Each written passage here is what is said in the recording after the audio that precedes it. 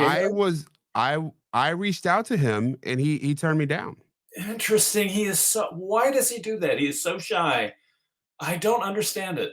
Uh, really interesting guy, super talented, and, a couple of years ago, uh, somebody I knew in the film business wanted to do a documentary on him.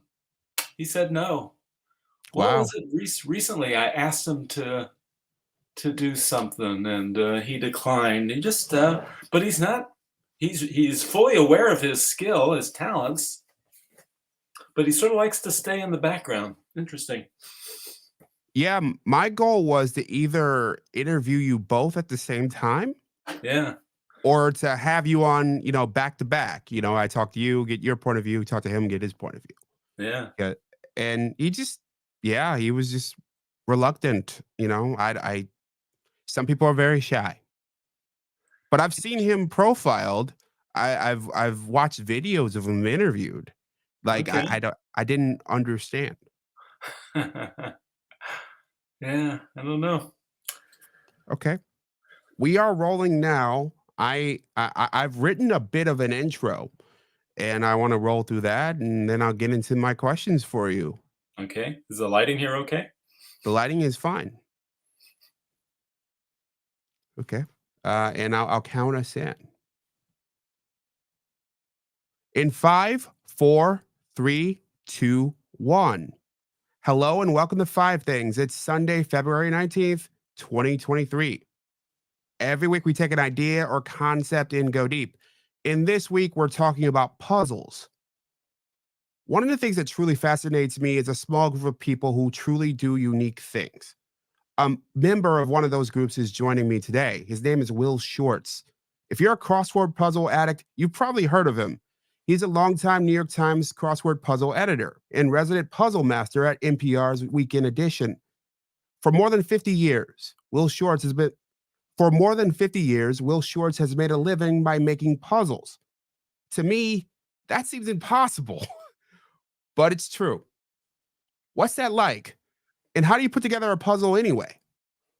Will Shortz, welcome to Five Things. Thank you, James. Good to be here. How do you feel about the term puzzle master?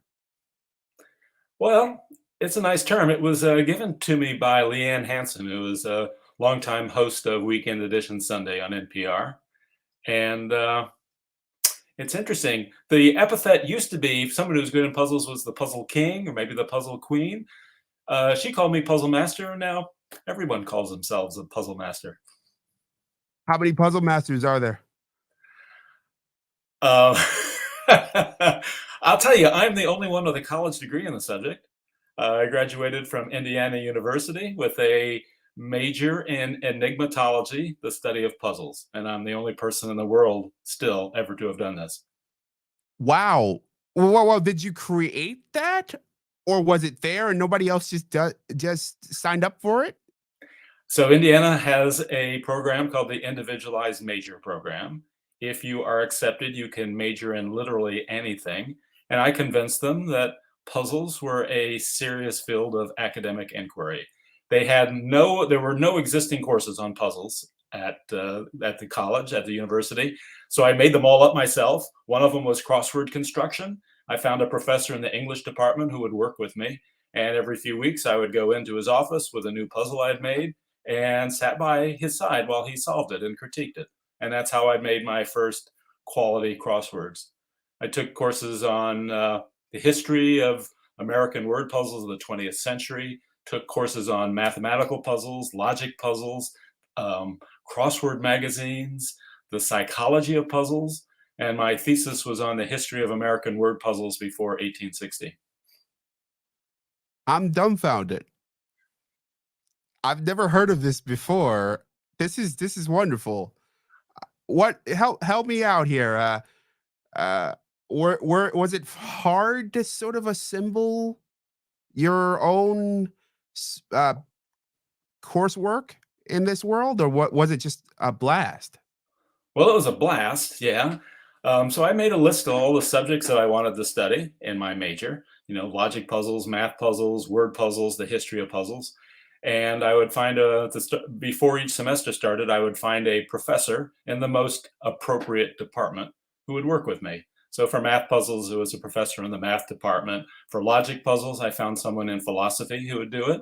For crossword magazines, I found a professor in journalism school who would do it. And My advisor was in linguistics. Wow. By all accounts, you decided on your profession way before then. Can you tell us how you came about that? Well, I've been crazy about puzzles since I was a child. I was started making them when I was 8 or 9. I sold my first one when I was 14 to my national Sunday school magazine. When I was 16, I became a regular contributor to Dell Puzzle magazines. I used to joke as a kid that I wanted to make puzzles for a living, never dreaming that it was possible. I tell you, in the 8th grade, when I was asked to write a paper on what I wanted to do with my life, I said I wanted to be a professional puzzle maker. But I'm the only kid in the world who has ever done this. So I went to Indiana, never expecting to major in puzzles, obviously, but Indiana is one of about a dozen schools in the country that has a program where you can literally major in anything. So I was very lucky to go there. Still didn't think you could have a career in puzzles, so I went on to law school at the University of Virginia. I have a JD from there, but in the spring of my first year at Virginia, I wrote my parents that I would be dropping out at the end of the year and going in to edit crossword magazines. My parents convinced me that that was a really bad idea. I should complete my degree. And I thought they had good advice, so I did get my JD from Virginia. Of course, then they wanted me to take the bar exam, and that was too late. Nope, I'm going right into puzzles, and that's what I've done. When did your parents realize that it was a real career? My mother was a writer, and so she was always supportive. She was a creative person, and in fact, she was the one who showed me how to submit my puzzle manuscripts to publishers when I was a teenager. So I was very lucky to have my mother because I don't think most mothers would even know how to do that. My father was a personnel director for R. Donnelley Printing Company, more of a corporate type, and for years and years, he always said puzzles are an avocation, not a vocation. So he thought this would make a nice hobby to be a lawyer or whatever else I wanted to do. But once I started at the New York Times in 1993, he came around and said, "Okay." I got the sense that he was accepting me by that point. Could you see yourself as a lawyer or any other profession? Um, there was a brief time when I was out of work when I was in my 20s, and I thought I might go into advertising copywriting because I think of myself as a creative person and good with words. But fortunately, I got a puzzle job shortly after that. I think I'm ideally suited to do puzzles. I love them. They're creative. I laugh all day at work. It's playing with words. It's playing with the mind. And another thing I love about what I do is the people I come in contact with. Puzzle people tend to be smart, interesting, quirky, well read, often funny people. And they're the people I like to be around. Define puzzle people. Define puzzle people. The word I like to use is quirky. Um, we use our brains, and of course, puzzle people are all sorts. There's something like 60 million Americans solve crosswords at least occasionally. So you can't say that all puzzle people are one type. And there's people who like crosswords are a little different from the people who like Sudoku, say. Crossword people like to have their knowledge and their vocabulary tested. Sudoku people like to have their logic tested. And they're two largely different groups. I'm one of the rare types who love both. In fact, I love almost any kind of puzzle. But puzzle people use their brains. They tend to be smart and creative and often funny. You said you were out of work for a bit. I'm guessing there's not a lot of crossword puzzle jobs or Sudoku creator jobs. What's the market like? Is it competitive?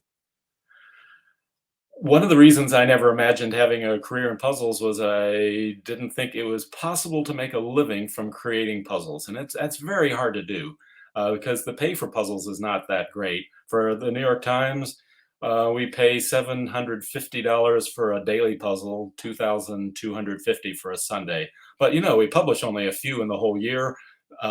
More than 95% of our submissions are rejected, so it's really hard to make your living from creating crosswords. Nowadays, I guess if you make a puzzle app that's really successful, you could make an income that way. Um, there are some people now. It used to be if you were making puzzles, you had to submit them to magazines or newspapers or write books, and it's really hard to make your living that way. But now you can start your independent puzzle website, and if you build a name for yourself and you have really good puzzles, people will subscribe, and that gets rid of the middle person. You can make your living from being independent. How do you build a name for yourself? Are you talked about? Is there a puzzle Twitter? Yeah, there's puzzle Twitter, probably multiple puzzle Twitters. Uh, And I think the way to make a name for yourself, first of all, is to have some puzzles in the mainstream publications like the New York Times and come to crossword tournaments, maybe join the National Puzzlers League. I don't know. And if you do good stuff, people are going to come.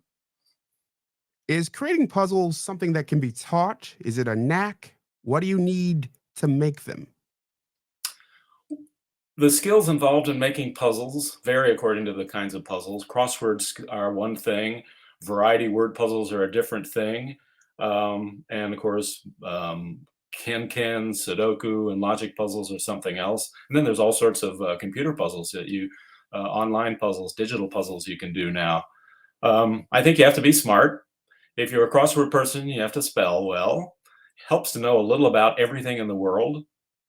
Helps be creative, have a lively mind. Those are some of the skills. And I'm a if you're gonna make a living for yourself, it helps to have entrepreneurial skills. I told you when I was in law school, I wrote my parents that I was going to be dropping out. And once I stayed in law school, I took the courses I wanted. One of them was I wrote a paper on copyright protection for puzzles and games. Hmm. And so I just took the courses I wanted that I thought would be interesting, and that's one that has actually been useful for me. How do you connect to other people who are in your business? Connecting with other puzzle people is not so hard. First of all, there's several online communities. There's cruciverb.com. There's a Facebook crossword collaborators directory. You can join up for there. There's at least 5 or 6 daily crossword blogs. So I go onto these blogs, or most of them every day, to read about what people are saying about the New York Times crossword, because I want to know if it's popular or not popular, or what I could have done better. So you can get involved in those. You can join the National Puzzlers League. You can come to the American Crossword Puzzle Tournament, which I direct every year. Lots of ways. It's interesting, puzzle people are, when you do puzzles, you're doing it by yourself, usually at home. And it used to be when people would submit crosswords to me, the only feedback they would get from me, they never heard from any other people because it was all done by mail. Now there are crossword communities online and with crossword blogs, and you can connect with hundreds and thousands of other puzzle people very easily. Crossword communities. That's a new one for me.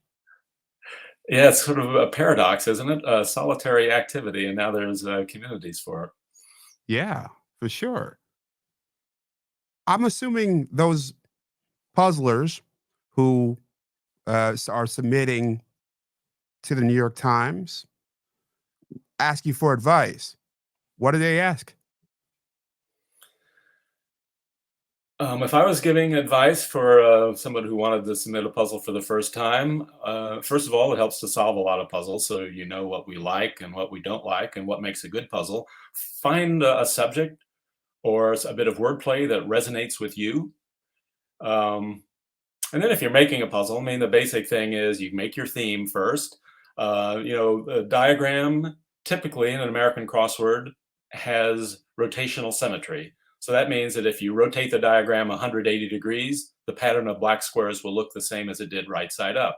So that means if you have, say, an 11-letter answer in the upper left corner of your grid, you also have to have an 11-letter answer in the same position in the lower right. Everything has to be symmetrical.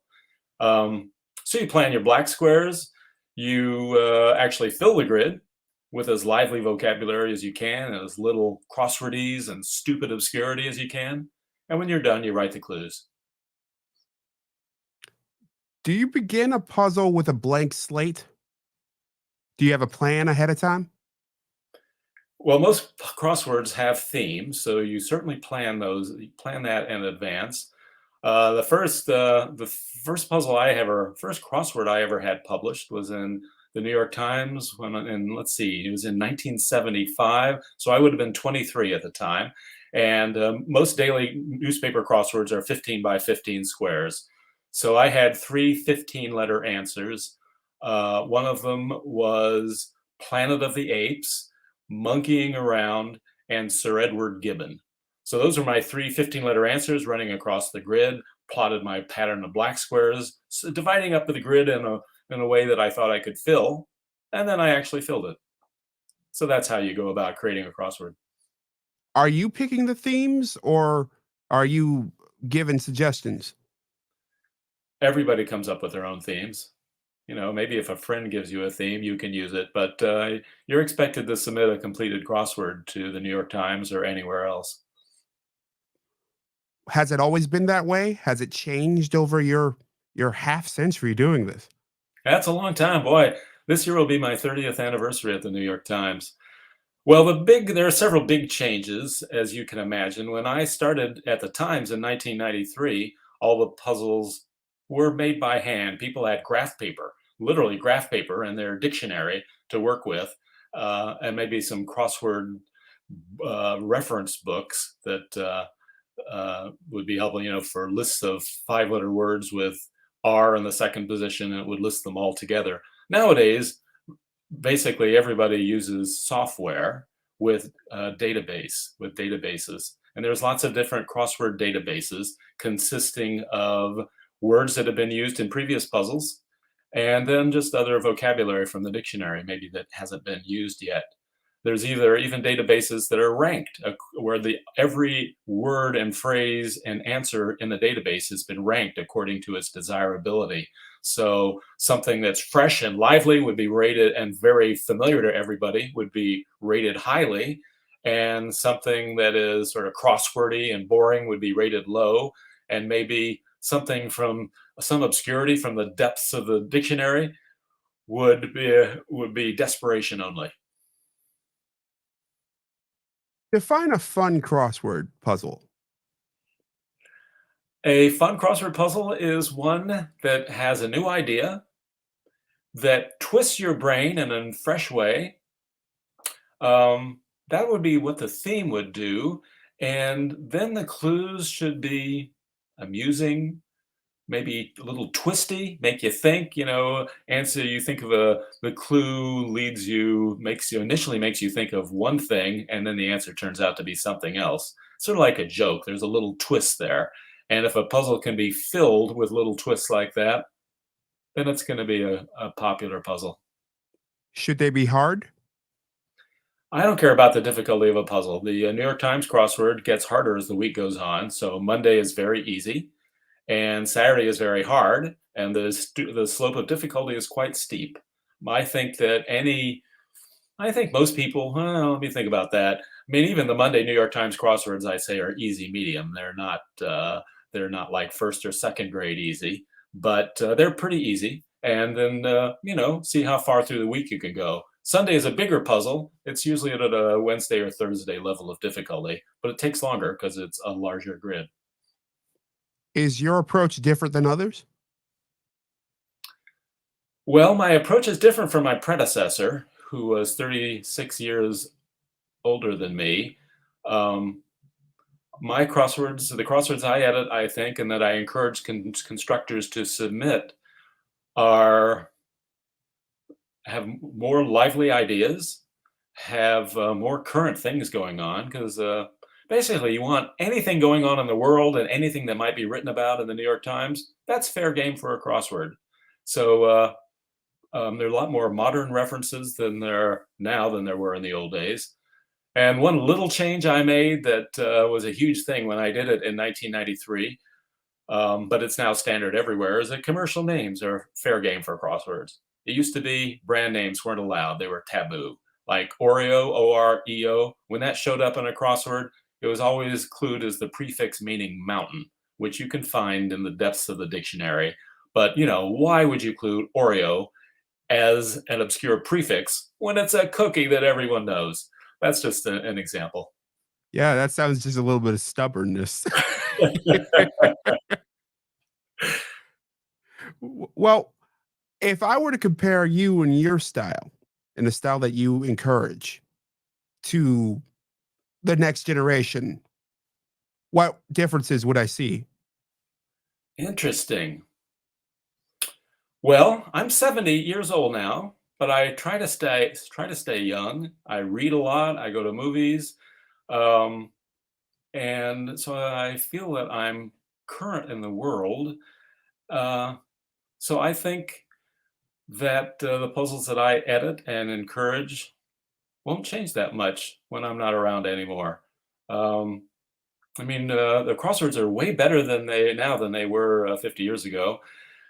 I don't know how they can get much better, but maybe someone will try. You've mentioned technology in a couple different ways in our interview so far. Are there other ways that it's affected your work?